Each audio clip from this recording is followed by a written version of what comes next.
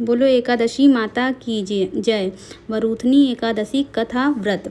ये धर्मराज युधिष्ठिर बोले, हे भगवान, मैं आपको नमस्कार करता हूँ। आपने चैत्र मास के शुक्ल पक्ष की एकादशी अर्थात कामदा एकादशी के बारे में विस्तार पूर्वक बतलाया। अब आप कृपा करके वैशाख कृष्ण पक्ष की एकादशी का नाम बताइए तथा उसकी विधि एवं महत्व को भी बताइए। भगवान श्री कृष्ण ने कहा, हे राजेश्वर, वैशाख मास के कृष्ण पक्ष की एकादशी को वरूथनी एकादशी के नाम से जाना जाता है। यह सौभाग्य देने वाली तथा पापों को नष्ट करने वाली अंत में मोक्ष प्रदान करने वाली है।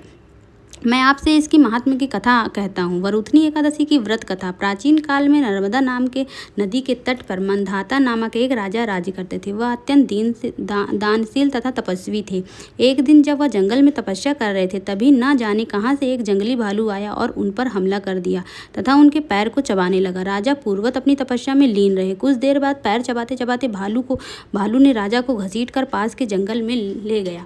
राजा बहुत घबराए, मगर तापस धर्म अनुकूल उन्होंने क्रोध और हिंसा न करके भगवान विष्णु से प्रार्थना की कि करुण भाव से भगवान विष्णु को पुकारा।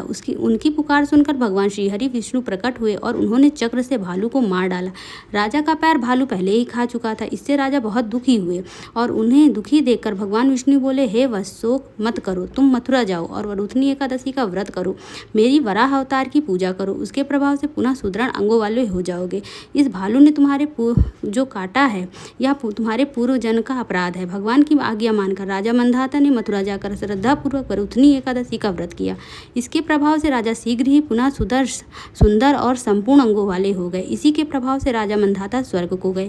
जो व्यक्ति भय से पीड़ित है उसे वरूथनी एकादशी का व्रत और अवश्य करना चाहिए। विष्णु भगवान का स्मरण करना चाहिए। इस व्रत को करने से समस्त पापों का नाश हो जाता है तथा वरूथनी एकादशी में सभी नियमों का भी पालन करना चाहिए। इसमें हमें एक दिन पहले से ही चावल नहीं खाना चाहिए और रात्रि को जागरण अवश्य करना चाहिए तथा झूठ नहीं बोलना चाहिए, किसी की बुराई नहीं करना चाहिए।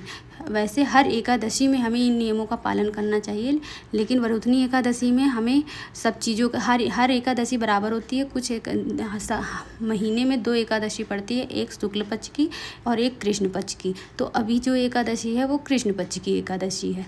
तो इसलिए चलिए, अगर आपको मेरा वीडियो अच्छा लगा है तो लाइक शेयर सब्सक्राइब करिए। बोलो एकादशी माता की जय।